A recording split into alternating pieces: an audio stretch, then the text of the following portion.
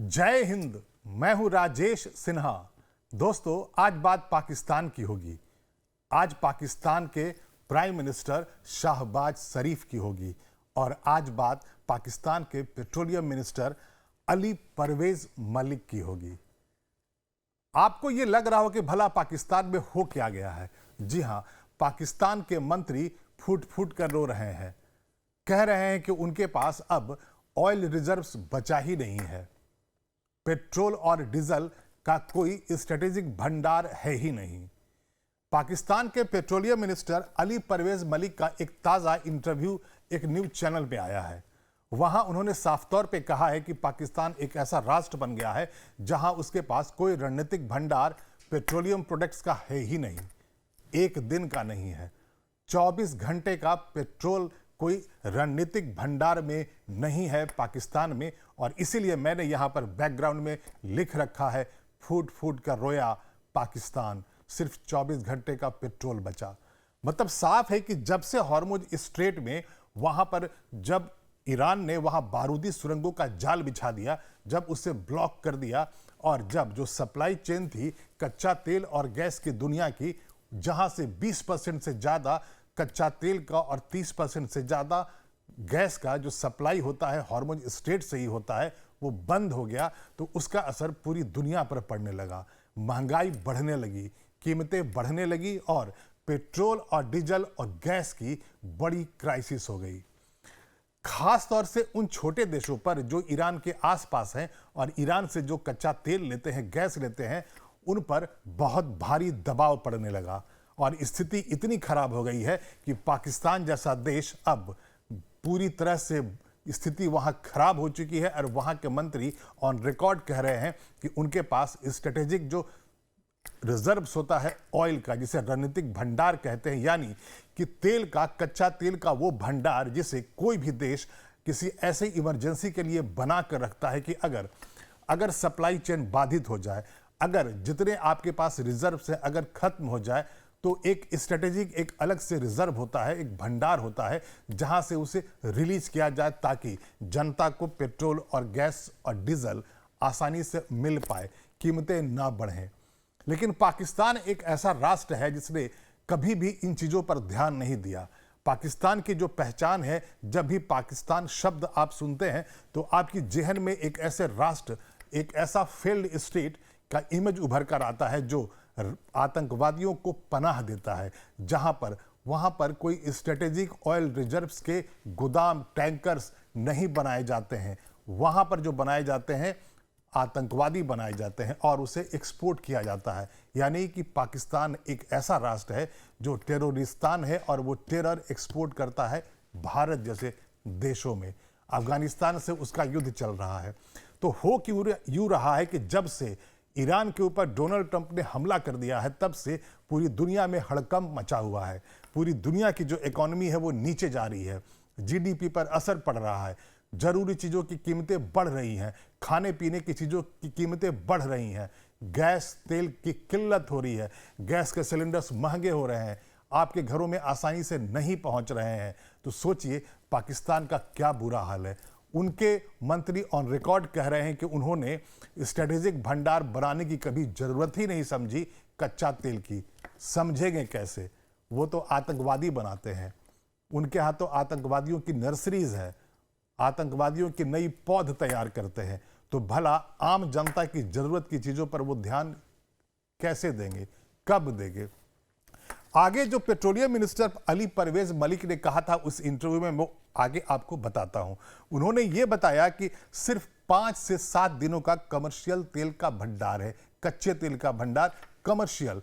अभी जो मैं बात कर रहा था वो स्ट्रेटेजिक रिजर्व्स की बात कर रहा था, यानी कि कोई भी राष्ट्र किसी बुरे दिन के लिए, किसी इमरजेंसी के लिए जिस भंडार को बना के रखता है कच्चे तेल का, गैस का, मैं उसकी बात कर रहा था। अब कमर्शियल कच्चा तेल की बात कर रहे हैं, यानी जो उनके पास है और जो सप्लाई चेन में जो जाता है, जिससे आप पेट्रोल पंप के सहारे जो खरीदते हैं, पाकिस्तान की आवाम जो पेट्रोल पंप पे पेट्रोल और डीजल खरीदती है, उसकी बात कर रहे हैं वहां के पेट्रोलियम मिनिस्टर। और कह रहे हैं कि सिर्फ 5 से 7 दिनों का बच रहा है। आप इमेजिन कर सकते हैं कि अभी भी हॉर्मुज स्ट्रेट बंद है, ईरान ने वहाँ ब्लॉकेड लगा रखा है, वहाँ पर माइंस लगा रखा है, और दूसरी तरफ अमेरिका ने नेवल ब्लॉकेड लगा रखा है। यानी कि ईरान चाहे भी तो कच्चा तेल का जो सप्लाई है उसे अभी वो जारी नहीं कर सकता है। उसके जहाज ईरान से तेल लेकर नहीं जा सकते हैं। और पाकिस्तान, चाइना जैसे ऐसे देश हैं जिनकी ज़रूरत का बहुत बड़ा हिस्सा ईरान से ही जाता है, हॉर्मुज स्ट्रेट से ही जाता है।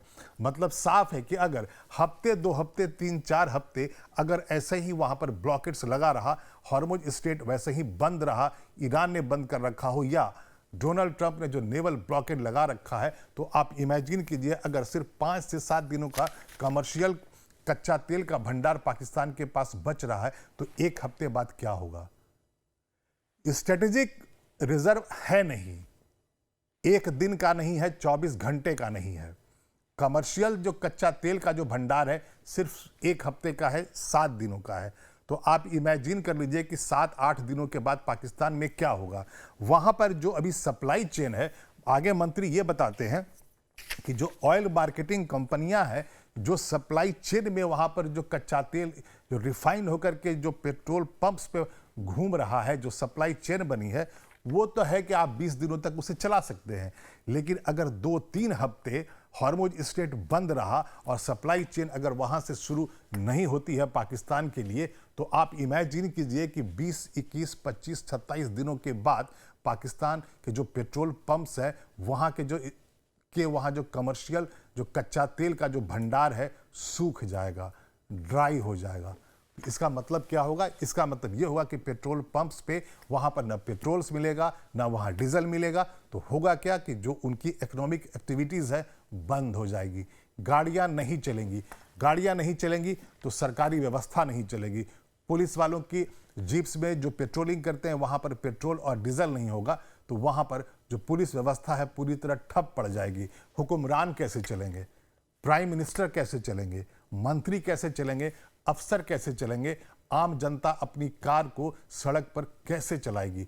ये एक बहुत बड़ा सवाल है जो आज खड़ा कौन कर रहा है? खुद पेट्रोलियम जो मंत्री हैं पाकिस्तान के, परवेज मलिक, उन्होंने कहा है, ऑन रिकॉर्ड कहा है, एक न्यूज चैनल के इंटरव्यू में कहा है।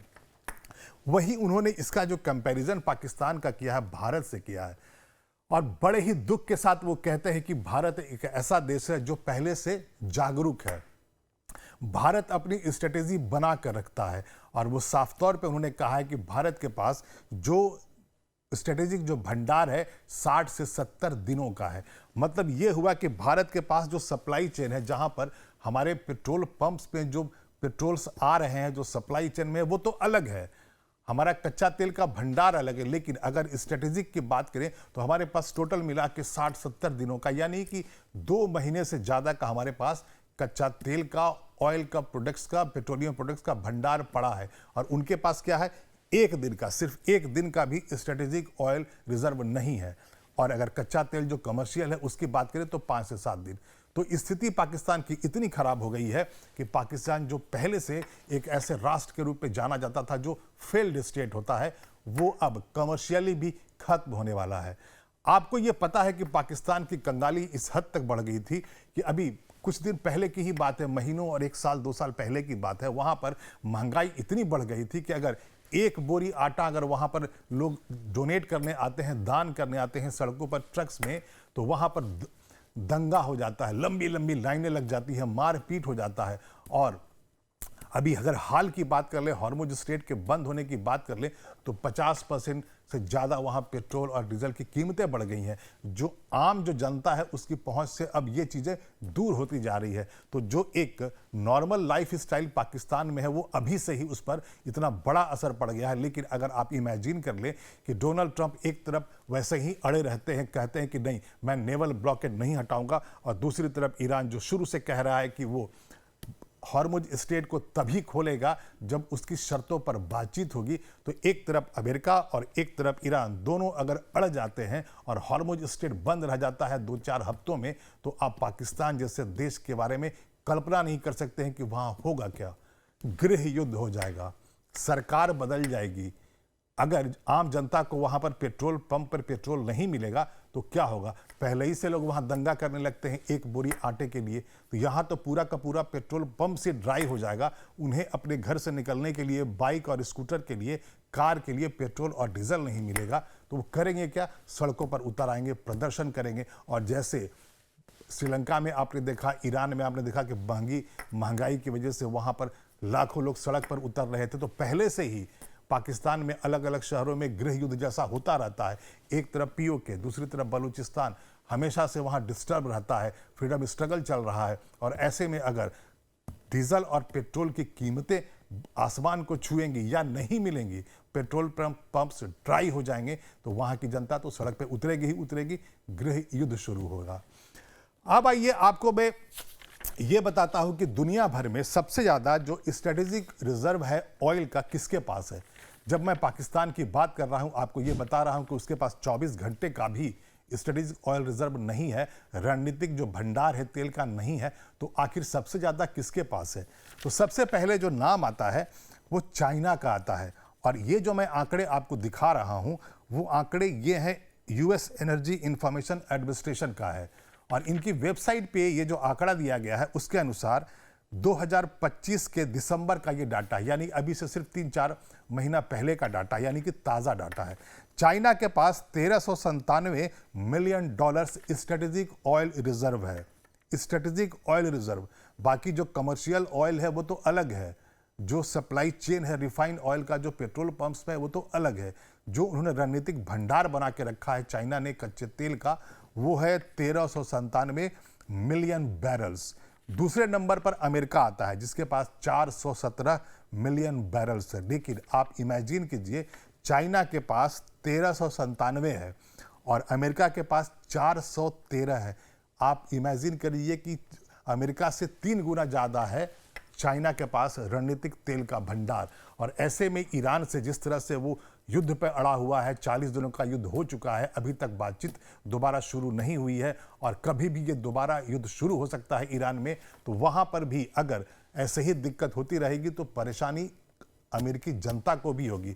वहाँ भी कीमतें पहले से बढ़ रही हैं, तो वहाँ भी अगर पेट्रोल और डीजल की क्राइसिस अगर होने लगती है आने वाले महीनों में, तो वहाँ भी वैसे ही डोनाल्ड ट्रंप के खिलाफ लाखों लोग सड़क पर उतर रहे हैं। और अगर वहाँ ऐसी क्राइसिस बढ़ जाएगी तो भगवान ही संभालेगा अमेरिका को। अब तीसरे नंबर पे बात कर लें कि स्ट्रेटेजिक ऑयल रिजर्व किसके पास है, तो जापान का नंबर है। जापान के पास 263 बिलियन बैरल्स है स्ट्रेटेजिक ऑयल भंडार। उसके बाद ओपेक के यूरोप के देश हैं, उनके पास 179 बिलियन, सऊदी अरबिया के पास 82, साउथ कोरिया के पास 79, ईरान के पास 71 और यूएई के पास 34 बिलियन स्ट्रेटेजिक भंडार है। और इन्हीं आंकड़ों के अनुसार भारत के पास 21 बिलियन स्ट्रेटेजिक ऑयल का भंडार है। यही कह रहे थे पाकिस्तान के पेट्रोलियम मिनिस्टर कि भारत एक ऐसा देश है जिसने पहले से पूरी प्लानिंग कर रखी है। किसी भी तरह की कोई इमरजेंसी की सिचुएशन आती है, कच्चा तेल का सप्लाई अगर रुक जाता है, तो उनके पास रणनीतिक भंडार इतना ज़्यादा है कि वो आराम से 2 महीना 3 महीना रह सकते हैं। और यहाँ पर एक जानने वाली बात यह भी है कि हॉर्मुज स्ट्रेट के बंद होने के बाद से भी भारत पे कोई असर नहीं पड़ रहा है, क्योंकि भारत को रूस लगातार कच्चे तेल की सप्लाई कर रहा है। तो अगर हॉर्मुज स्ट्रेट बंद भी है और आने वाले महीनों में बंद भी रहेगा, तो भारत की सेहत पर, भारत की अर्थव्यवस्था पर और आपकी जेब पर कोई अंतर नहीं पड़ेगा, क्योंकि भारत के पास बहुत सारे अलग अलग रास्ते हैं, वैकल्पिक व्यवस्थाएं हैं जहां से कच्चा तेल और गैस आ रहा है। अब वक्त है कि आपको मैं ये बता दूं कि दुनिया में ऑयल रिजर्व सबसे ज्यादा किन देशों के पास है। तो पहला नंबर आता है वेनेजुएला। वेनेजुएला शब्द जब आप सुनते होंगे तो आपके जहन में डोनाल्ड ट्रंप का वो हमला याद आता होगा, जो वेनेजुएला पर एक दिन रात में डोनाल्ड ट्रंप ने हमला कर दिया और वहां के राष्ट्रपति मादुरो को पकड़ करके पत्नी के साथ अमेरिका ले आए हैं और जेल में डाल दिया है। कारण वही है जो मैं आपको भी बताने वाला हूं। दुनिया का सबसे बड़ा जो कच्चा तेल का जो भंडार है वो वेनेजुएला के पास है और डोनाल्ड ट्रंप की जो निगाह थी वही थी, तिरछी नजर उनके कच्चे तेल के भंडार पर थी, वेनेजुएला की थी। और इसीलिए उन्होंने बहाना बनाया कि जो वेनेजुएला है वहां से ड्रग्स की सप्लाई अमेरिका में होती है, इलीगल आर्म्स की सप्लाई अमेरिका में होती है और वहां के राष्ट्रपति उसे रोकने में कामयाब नहीं होते हैं। इसलिए सरकार को बदलना बहुत जरूरी है और उन्होंने कब्जा कर लिया वेनेजुएला पे, लेकिन उनकी नज़र थी, तिरछी नज़र थी 303 बिलियन बैरल्स पे, जो दुनिया का कच्चा तेल का सबसे बड़ा भंडार है। दूसरे नंबर पे सऊदी अरबिया है, वहाँ पर 267 बिलियन बैरल्स है कच्चा तेल का भंडार। और तीसरे नंबर पे ईरान है, 208 बिलियन बैरल्स का भंडार है ईरान के पास, दुनिया का तीसरा सबसे बड़ा कच्चा तेल का भंडार। यहीं पर पूरी कहानी का सार आता है ईरान के युद्ध का। 40 दिनों का जो युद्ध हुआ है ईरान, इजराइल और अमेरिका के बीच में, वो यही कारण है। पहले डोनाल्ड ट्रंप ने वेनेजुएला पर कब्जा कर लिया, 303 बिलियन जो बैरल्स का जो कच्चा तेल का दुनिया का सबसे बड़ा भंडार है वो उनके कब्जे में आ गया। अब दुनिया का तीसरा सबसे बड़ा जो भंडार था ईरान के पास था, 208 बिलियन बैरल्स।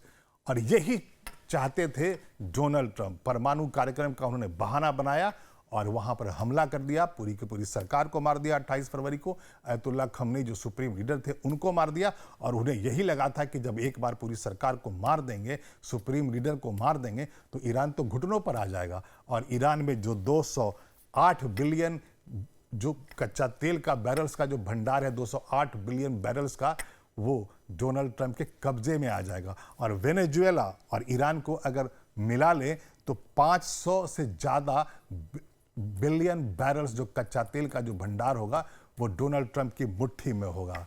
यही पूरी स्ट्रेटजी थी, यही पूरा कारण था, यही पूरा जो फसाद पूरा हुआ ईरान में, उसकी जड़ में यही था। डोनाल्ड ट्रंप वहाँ के तेल के कुओं पर कब्जा करना चाहते थे। और जाहिर है अगर एनर्जी की सिक्योरिटी नहीं होगा, भविष्य के लिए आप एनर्जी को अगर नहीं बचा कर रखेंगे, भविष्य के लिए आप रिजर्व्स नहीं बचा कर रखेंगे, बना कर रखेंगे, तो आपका वही हाल हो जाएगा जो आज पाकिस्तान का हो गया है और आने वाले कुछ हफ्तों में होने वाला है, जहां पर वहां के पेट्रोलियम मिनिस्टर खुद कह रहे हैं, वहां की परवेज मलिक जो पेट्रोलियम मिनिस्टर है, उन्होंने ऑन रिकॉर्ड कहा है कि पाकिस्तान के पास 24 घंटे का, एक दिन का भी कोई स्ट्रेटेजिक ऑयल रिजर्व नहीं है। जो कमर्शियल कच्चा तेल का जो भंडार है 5 से 7 दिनों का है। तो आप इमेजिन कर लीजिए कि पाकिस्तान का क्या हाल होने वाला है अगर 2-4 हफ्ते ऐसे ही हॉर्मुज स्ट्रेट बंद रहेगा। अभी के लिए इतना ही। मैं फिर आऊंगा, ऐसी कोई रोचक जानकारी आपके लिए लेकर आऊंगा। लेकिन अगर ये वीडियो आपको अच्छा लगा हो तो आप इसे लाइक कर दें और शेयर कर दें, और इस चैनल को सब्सक्राइब कर लें। और हमारा न्यूज़ चैनल है लाइव टाइम्स, उसका ऐप है प्ले स्टोर पर, आप वहां पर जाएं और डाउनलोड करें हमारे ऐप को, लाइव टाइम्स के ऐप को, और पूरे 24 घंटे आप देखते रहिए लाइव टाइम्स। तब तक के लिए धन्यवाद।